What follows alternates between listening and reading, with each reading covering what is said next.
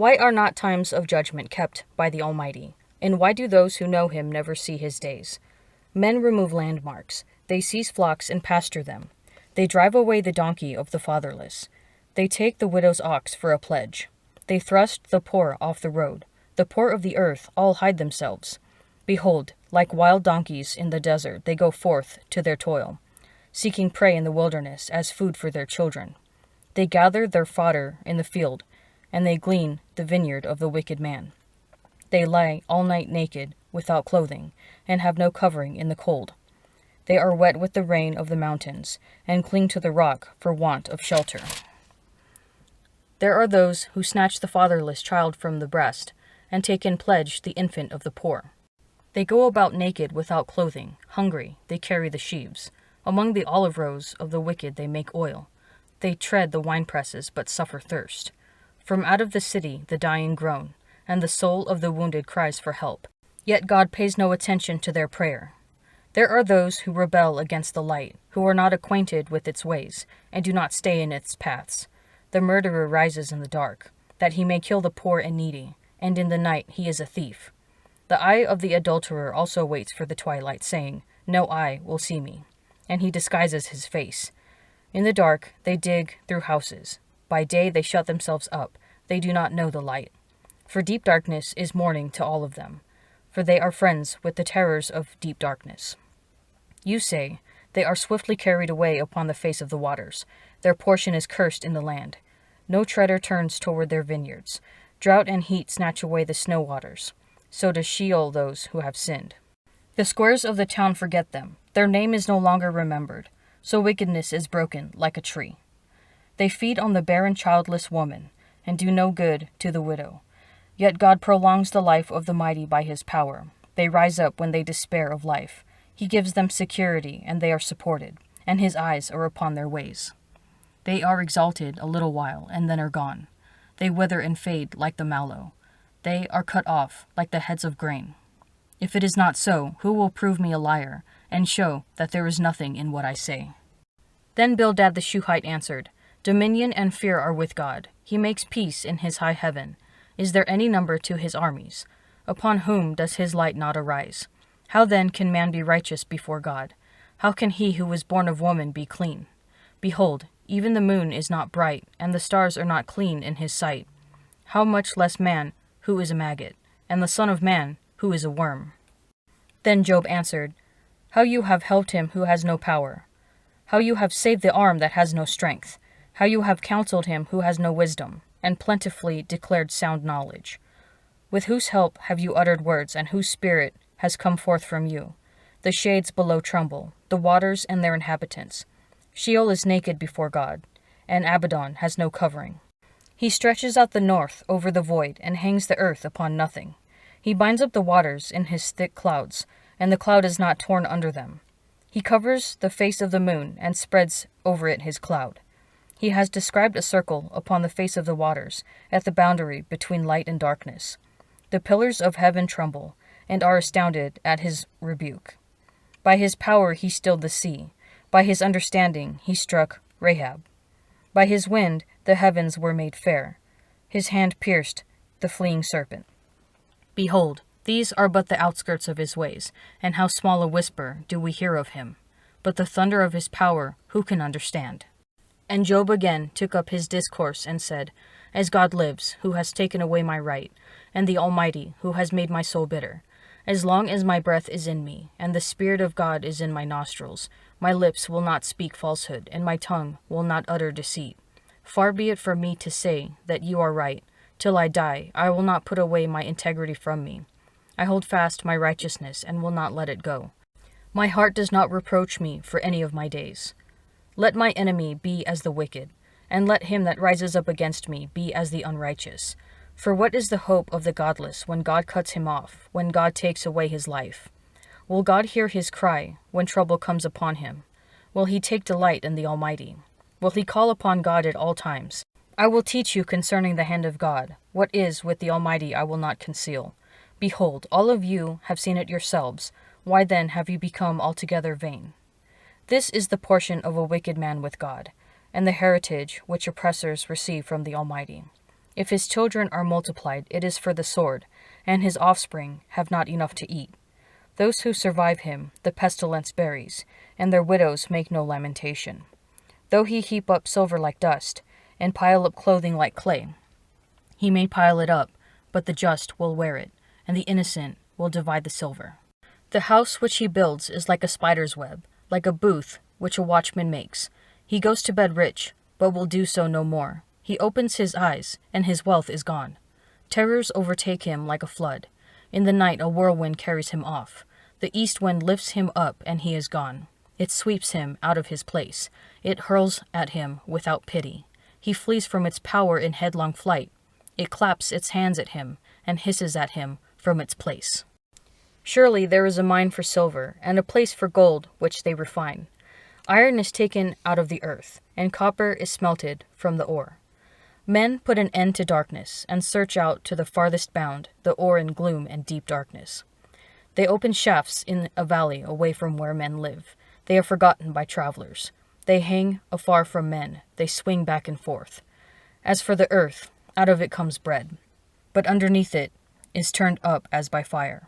Its stones are the place of sapphires, and it has dust of gold. That path no bird of prey knows, and the falcon's eye has not seen it.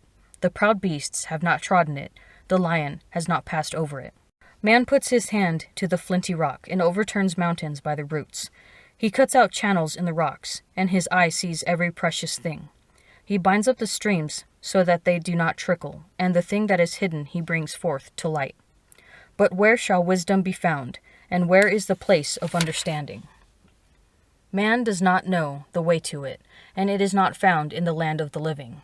The deep says, "It is not in me," and the sea says, "It is not with me."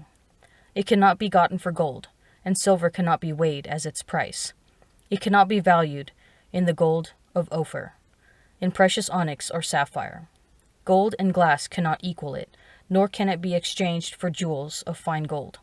No mention shall be made of coral or of crystal. The price of wisdom is above pearls.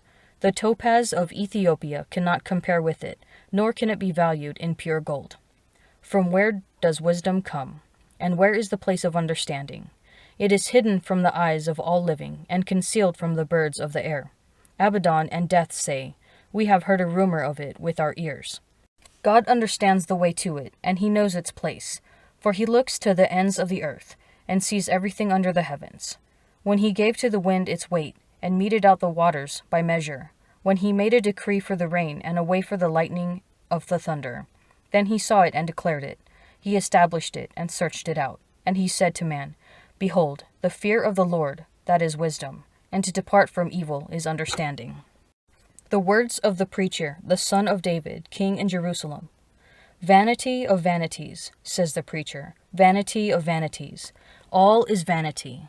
What does man gain by all the toil at which he toils under the sun? A generation goes, and a generation comes, but the earth remains forever. The sun rises, and the sun goes down, and hastens to the place where it rises.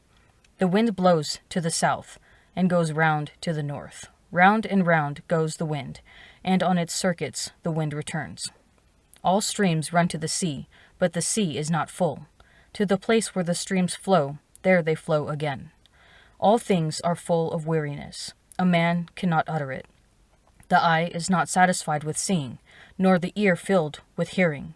What has been is what will be, and what has been done is what will be done. And there is nothing new under the sun. Is there a thing of which it is said, "See, this is new, it has been already," in the ages before us? There is no remembrance of former things, nor will there be any remembrance of later things yet to happen among those who come after. I, the preacher, have been king over Israel in Jerusalem, and I applied my mind to seek and to search out by wisdom all that is done under heaven. It is an unhappy business that God has given to the sons of men to be busy with. I have seen everything that is done under the sun, and behold, all is vanity and a striving after wind. What is crooked cannot be made straight, and what is lacking cannot be numbered. I said to myself, I have acquired great wisdom, surpassing all who were over Jerusalem before me, and my mind has had great experience of wisdom and knowledge. And I applied my mind to know wisdom and to know madness and folly. I perceived that this also is but a striving after wind. For in much wisdom is much vexation, and he who increases knowledge increases sorrow. But I, brethren, could not address you as spiritual men, but as men of the flesh, as infants in Christ. I fed you with milk, not solid food, for you were not ready for it, and even yet you are not ready, for you are still of the flesh. For while there is jealousy and strife among you, are you not of the flesh and behaving like ordinary men? For when one says, I belong to Paul, and another, I belong to Apollos, are you not merely men? What then is Apollos? What is Paul? Servants, through whom you believed, as the Lord assigned to each. I planted, Apollos watered, but God gave the growth. So neither he who plants nor he who waters is anything, but only God who gives the growth. He who plants and he who waters are equal, and each shall receive his wages according to his labor. For we are God's fellow workers, you are God's field, God's building. According to the commission of God given to me, like a skilled master builder, I laid a foundation, and another man is building upon it. Let each man take care how he builds upon it. For no other foundation can anyone lay than that which is laid, which is Jesus Christ.